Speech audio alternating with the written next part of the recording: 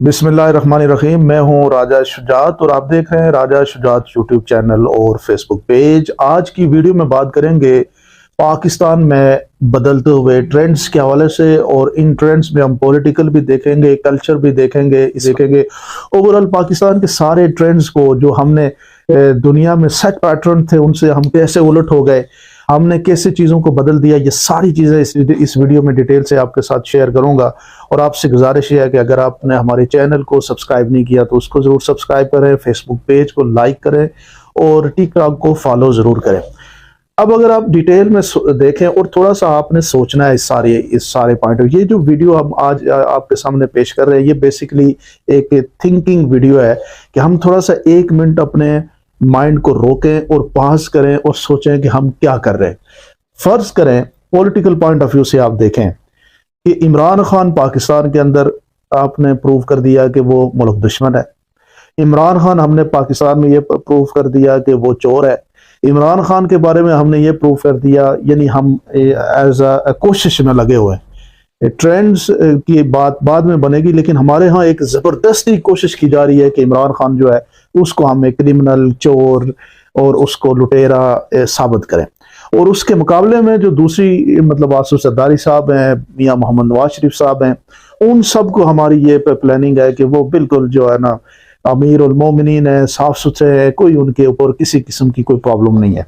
और उनके साथ जो लोग हैं वो भी बेहतरीन है, उनको भी कोई प्रॉब्लम नहीं है। अगर हम डीपली माइन्यूटली अगर आप देखें तो फिर आपको पता लगेगा कि उनके साथ रहने वाले लोगों की जो अप्रोच है या उनकी जो वे ऑफ डिस्कशन है वो क्या, और पीटीआई के साथ जो लोग इलेक्ट होके आए थे उनकी क्या, मतलब अली मोहम्मद खान की, शहरियार अफरीदी की, या इन लोगों की क्या एक वे ऑफ अप्रोच है।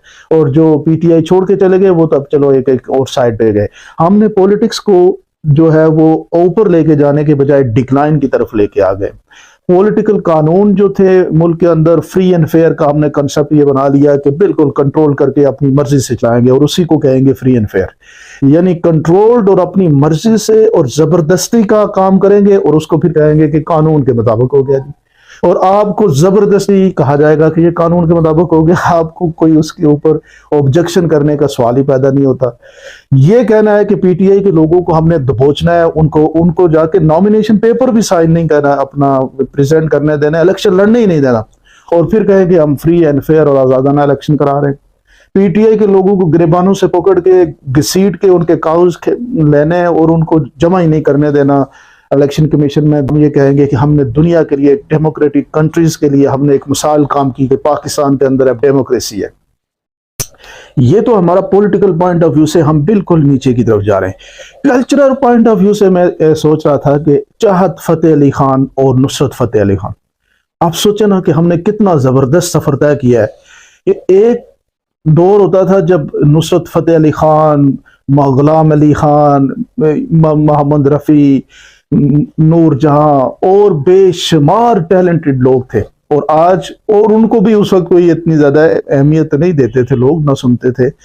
आज आप देखें कि उनसे ज्यादा फेमस हमने पाकिस्तान में किसको कर दिया है, चाहत फतेह अली खान को। और हम कहते हैं जी ये तो बहुत बड़े जो है ना ऐसी माशाल्लाह उनकी, अब क्या करें, हमारी एज ए सोसाइटी इस तरफ हो गई है सारी। क्या एक दौर था वासिफ अली वासिफ का, इशफाक अहमद इशफाक का, एक दौर होता था जिसमें मुफ्ती मुमताज मुफ्ती का, यानी इस तरह के लोग थे जो राइटिंग करते थे।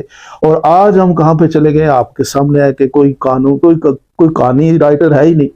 हमने इतना जबरदस्त अपनी सफर तय किया, ऊपर जाने के बजाय बिल्कुल बॉटम की तरफ हम चलना शुरू हो गए, हर चीज उलट करके रख दी है।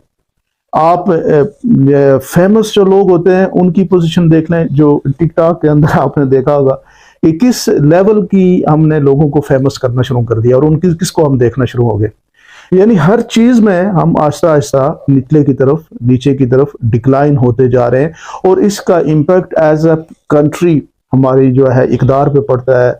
हमारे यहाँ नया सोशल कॉन्ट्रैक्ट बन रहा है कि सब कुछ जो अपोजिट था दुनिया को बताने के लिए, उसका मतलब हमने ईमानदारी, बेईमानी की इंतहा करके हम उसको ईमानदारी की तरफ लेके जाते हैं, झूठ की इंतहा करके उसको हम सच की तरफ लेके जाते हैं। अच्छा, और जितने भी हम जो नेगेटिव पॉइंट ऑफ व्यू से हिंताएं हैं उनको हम پریزنٹ یہ کرتے ہیں کہ یہ صحیح ہے اور یہی ہمارا قانون ہے، دونس داندلی کو ہم کہتے ہیں یہ ہمارا رائٹ ہے، یہ ہم نے کرنا ہے۔ تو اب پاکستان کے اندر اس وقت جو سچویشن ہے یہ ساری اس کو ریوائز کرنا ہے، اور آپ کو ایک منٹ یہ سوچنا ہے کہ اب اگر یہ سلیکشن آپ نے ہونے دی، جو آپ کے سامنے ناانصافیاں ہو رہی ہیں ان ناانصافیوں کو ہونے دیا، تو پھر اگلے 5 سال بھی آپ کے لیے اسی طرح ہی ہوگے، ناانصافی ہوگی، پھر آپ کو بات کرنے کی کوئی حق نہیں ہوگا۔ یعنی بات کرنے کا جو حق ہے وہ تو آپ سے چھین جائے گا، اور اگلے 5 سال آپ بالکل منہ بند کر کے آپ کو بالکل چلنا پڑے گا، اور یہ پھر 5 سال کے بعد ایک نیا ڈکوسلا ہوگا، اس وقت ایک نئی کہانی بن رہی ہوگی اور وہ نئے طریقے سے چلیں گے۔ تو یہ جو ہے پاکستان کی میک اینڈ بریک کا ٹائم ہے۔ اس پریشر میں اس ساری دونس داندلی اور ان سب چیزوں کے سامنے جھک گئے تو پھر سمجھ لیں کہ ہمارا مستقبل جو ہے بالکل جو ابھی جس طرف ہم چل رہے ہیں یہ سفر اور ہم نے نیچے کی طرف لے کے جانا ہے۔ یعنی ہر چیز میں الٹ ہی ہماری گیم چلے گی، ہر چیز میں الٹ ہی ہمارے ہاں سارا سسٹم ہوگا۔